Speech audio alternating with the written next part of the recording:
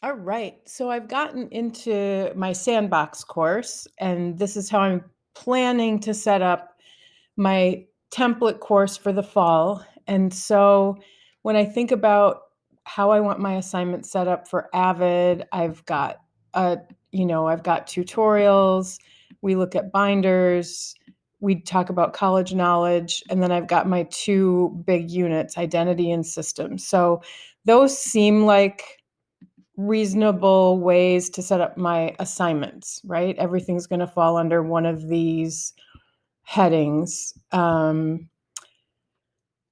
then my assignment names just help me remember like which heading they're part of. So I can see binder checks are under binder, and college knowledge, there's college stuff, and identity and systems. So I'm using naming conventions that are similar to what I used before.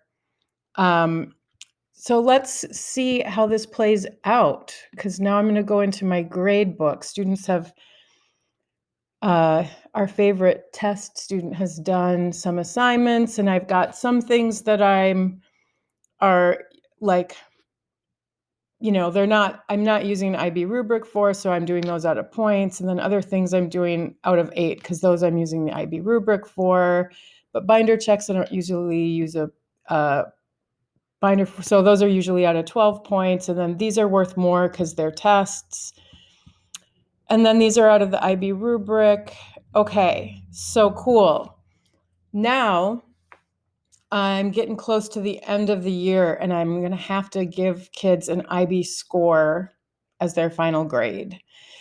And now I'm trying to figure out like, okay, so what button do I push that's going to make all of these different assignments and numbers make sense? Because I need to come up with a criterion A score, a score for B, a score for C, and a score for D. I don't actually know when I look in my grade book now, like pretty sure these tests I didn't do an IB rubric for, so I don't know how that factors into my criterion grades.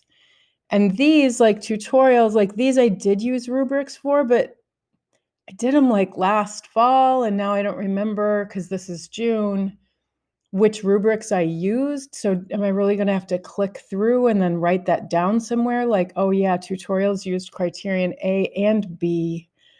Crap. So how am I going to, there's no button here to push to make all of these numbers make sense. Is there a way I can use my view to like arrange it? But no, I could do like oldest to newest.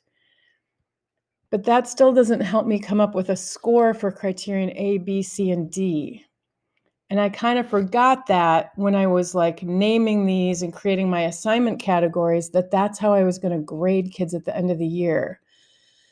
Boy, now I'm pretty stuck because I don't really know how to make all of these assignments and numbers fit into the way I have to grade kids.